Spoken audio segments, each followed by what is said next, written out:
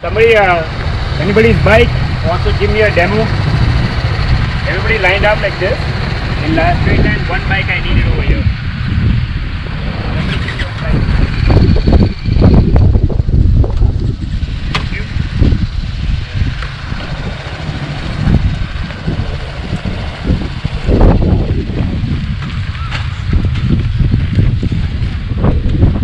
Alright, you guys want to dismount and come over? How to stand and sit on the motorcycle. We're going to start the absolute basics first. First thing is what is happening is you guys are coming with some sort of a knowledge of riding the motorcycles on road, right? So I'm going to highlight the key areas where you might be doing certain things wrong, especially for off-road conditions, right? Alright, we all know how to sit on a motorcycle, but we're going to touch points based on how to ride motorcycle off-road. So I'm going to start with sitting position. Okay, start with the vision first. As always, we all try and see this close, right? Versus my sight should be as far as possible. Right? In traffic, usually we see the first vehicle. Right, the first vehicle which you see, so that's where your sight is normally. My sight is, I've already seen that, but I will try and see the next vehicle, or even the next vehicle to that. That means 3 vehicles ahead. In terms of, this gives me a good understanding of the areas where I can move my motorcycle, so that my mind is well prepared for it. Right. Similarly, same thing over here applies. A lot of people face troubles with making a simple turn, like a U-turn or something like that, is only because your sight is not yet ready for it. Right? So vision is very important. Once you see where you want to go, your bike follows. Alright? So you got to be very judicious about using your sight, that you don't want to fix your eyes onto a tree or a rock either, because you will end up there. Right? So you got to make a choice, especially in panic situations. Like when you see you got nothing, a dog has run across, or somebody who's just come across straight up, you have nothing but you're just looking at him, versus looking at an escape route.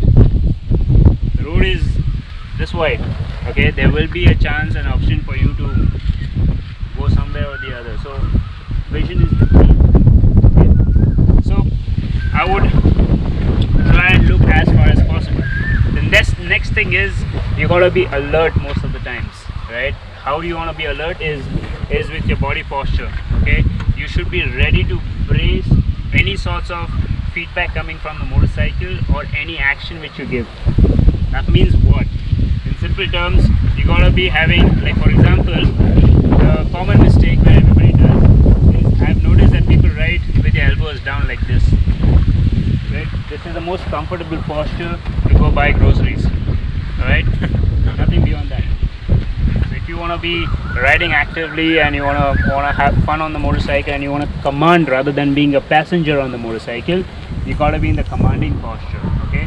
This also has a couple of benefits. For example, when you have your elbows up versus elbow down, you notice if I'm going to turn this, my elbow is coming towards me.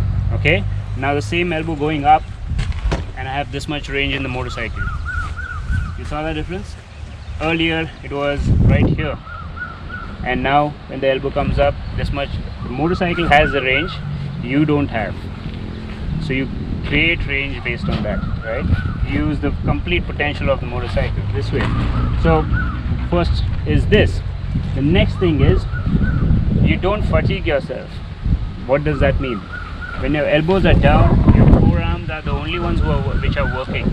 Okay, your shoulders, your other triceps and all those things are not working. So when you get your elbows up, you're basically sharing the load evenly. This way you are not going to get fatigued faster.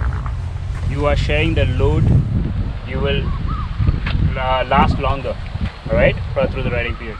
So when we start doing the first drills, I'm going to only assist you on these things, alright, whether you can get the right posture until it becomes the second nature for you.